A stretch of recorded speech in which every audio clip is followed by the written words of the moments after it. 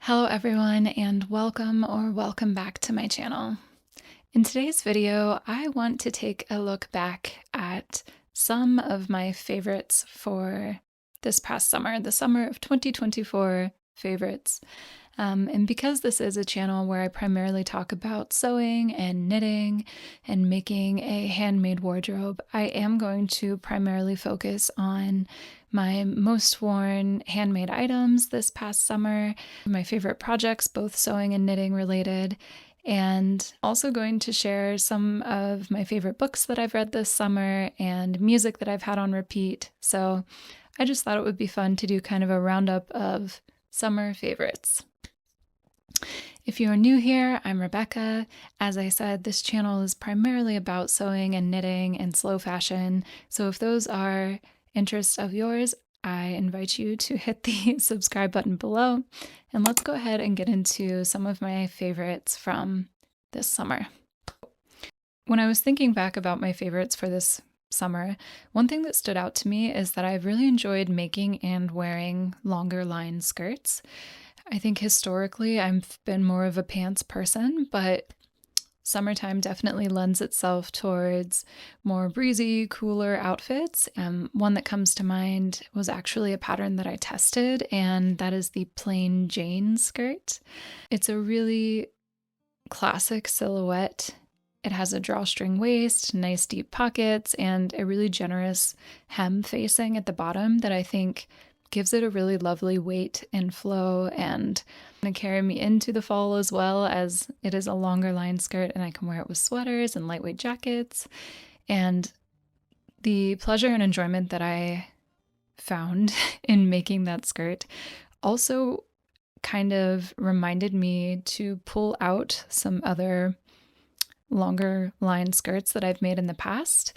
So two of these are from the Brigitte Helmersen Zero Waist Patterns book. One of them is the zero waist triangle skirt, and one is the zero waist gather skirt. Triangle skirt is basically what it sounds like. You have two really kind of long triangular pieces to make the front and back panel. It has pockets and side slits at the bottom, and I made my version in this natural linen. A gather skirt I made in this lovely light blue cotton fabric. After making the plain Jane skirt, I felt really inspired to pull these out and style them in my other summer outfits. Additionally, I have this kind of crispy, shiny blue skirt that I self-drafted. It's just two rectangles that I gathered at the waist and hemmed. And I've really been enjoying wearing these skirts, both in and out of the house. They are super comfortable, really breezy, and yeah, this for me has been the summer of long skirts. I've really been enjoying wearing them a lot, and I'm hoping that I can kind of carry that into fall and style them with boots and sweaters. So yes, I've very much jumped on the maxi skirt trend for summer.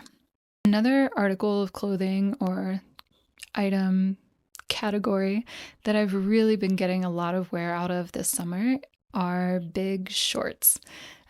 Both elasticated waist and denim shorts, just like oversized, longer line shorts. I've really been enjoying them in a similar vein as the long skirts. They're very, very comfortable, they're loose, they're breezy, and it's just a style and a silhouette that I've kept coming back to again and again this summer.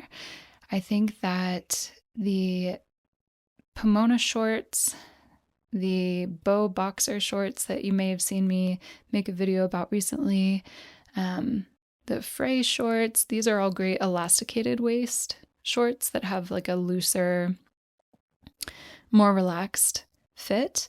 And also the Merchant & Mills heroin jeans pattern that I cropped into long line denim shorts that are really relaxed and really comfortable. I think the key feature of summertime clothing is comfort and breathability. And so, yeah, I've really, really been enjoying oversized, longer line shorts. I know that there's been a bit of a trend of boxer shorts or boy shorts or athletic shorts. And I think my version of that has been elasticated waist linen shorts and oversized denim shorts. I've really been enjoying those and getting a lot of wear out of them this summer. Another theme of my summer 2024 personally has been injecting a pop of red into my wardrobe. I have made a few different items that have been red that I've really had a lot of fun incorporating into what is mostly a neutral handmade wardrobe. A couple of the items that I can share with you are my red fray pants. I made these in a viscose linen blend, and they're so light and breezy and perfect for summertime. And I just love the pop of red by having a pair of red pants. It's really fun. Another red item, I've actually had this one for quite a while, is my red sage tee. And that's been really fun to pair with my skirts and shorts just for a little bit more of a pop during the summer months in particular. I think it's fun to add a little bit more vibrancy into your outfits. I also have a pair of peppermint lounge shorts that I made out of the same fabric as the sage tee. So it's a cotton jersey, which the pattern calls for woven fabrics, but these worked out really well. And they are super comfortable. I've been getting loads of wear out of them, and I really like pairing them with big, oversized button-up shirts. It kind of lends to that athletic short feel. And then recently, I knit a red cardigan.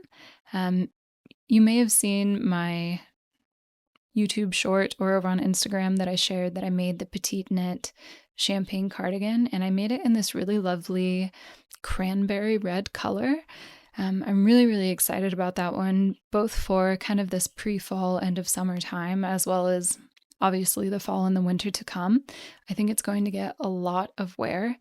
And with red, personally, I used to be a little bit afraid of it, or I didn't think that it would suit me. And I've found that it's all about the undertone of the red. If the red is more yellow, more orange leaning, it does not work well for me.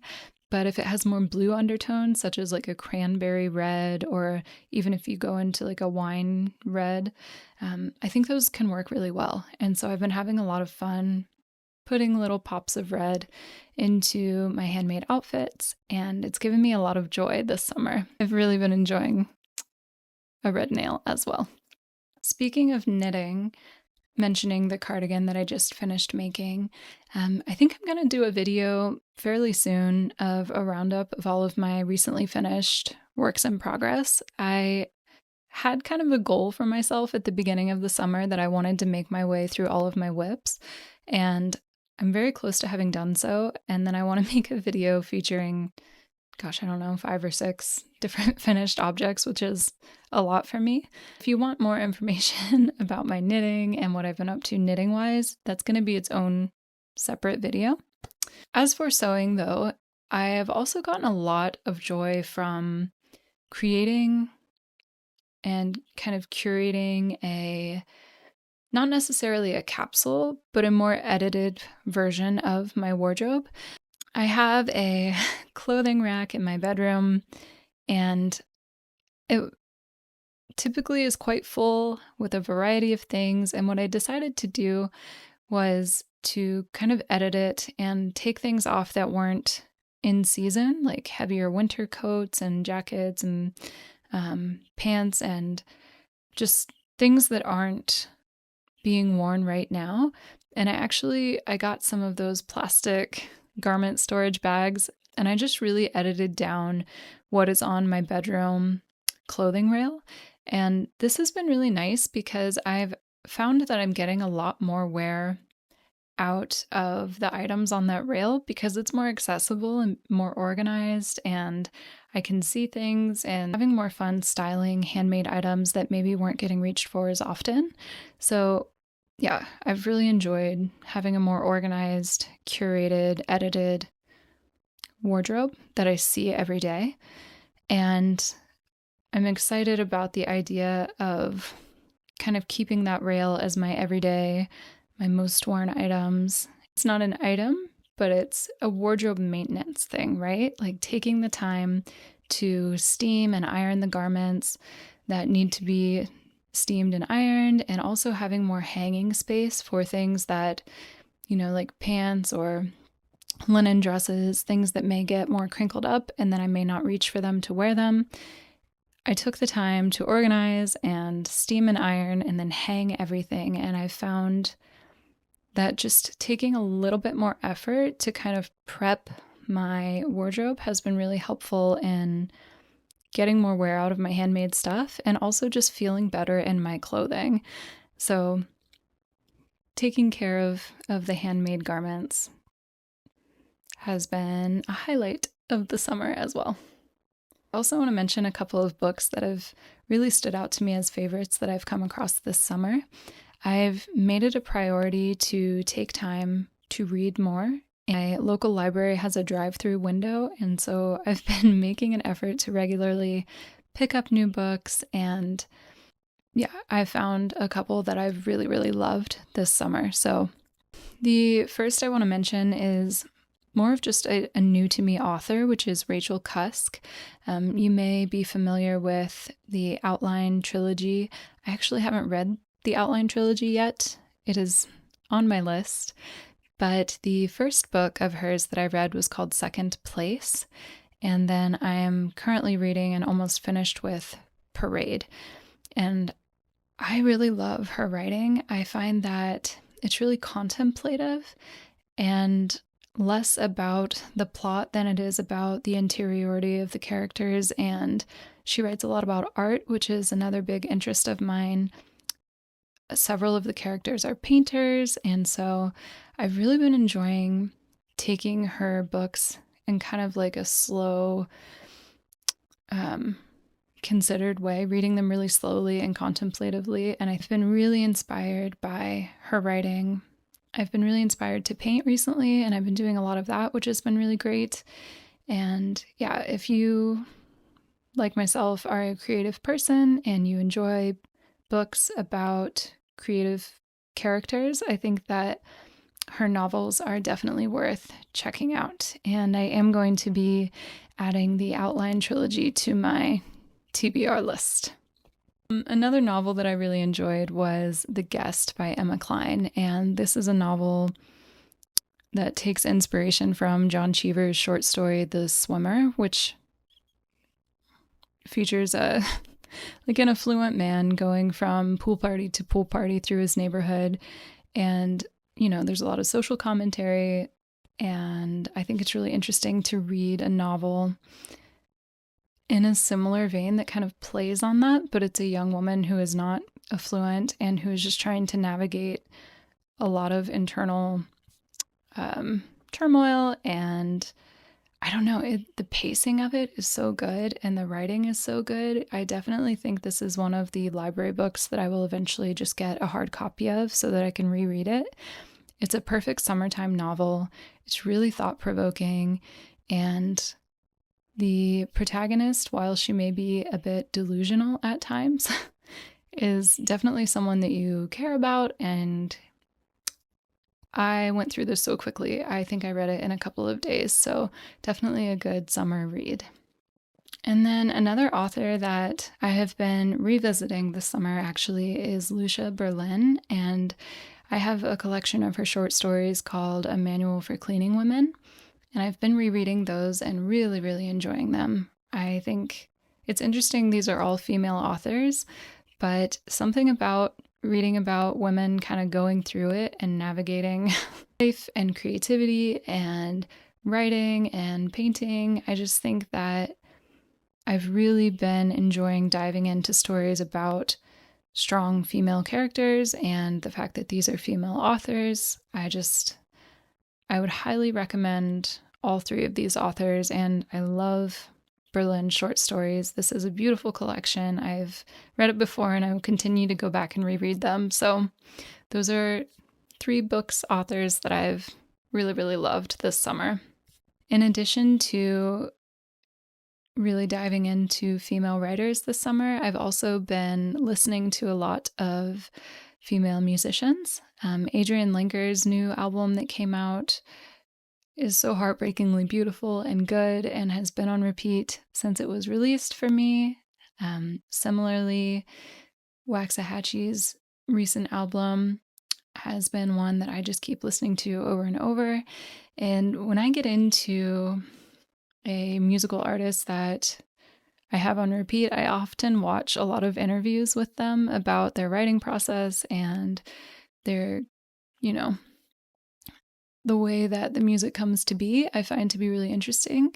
And both Adrienne and Katie, they both mentioned as inspiration musically and with songwriting Lucinda Williams. And I think Adrienne specifically said the Car Wheels on a Gravel Road album. And so I've been listening to that record as well, and just kind of, I've really been diving into those three artists and their music, and it's been on while I've been sewing and painting, and just really great summertime, beautiful songwriting. I've really been enjoying their music. Hopefully this has been interesting. I really enjoy when people do like monthly roundups of their favorites or seasonal summer favorites, things like that. I think it's really fun to listen to what other people are inspired by and into. So hopefully this has been interesting to you as well. Let me know in the comments below what some of your summer favorites have been this year, both with sewing and knitting, as well as books and music. I am always looking for recommendations in all of those categories. So thank you so much for spending some time with me today. I hope that you're all doing really well, and I look forward to seeing you in the next one very soon. Bye.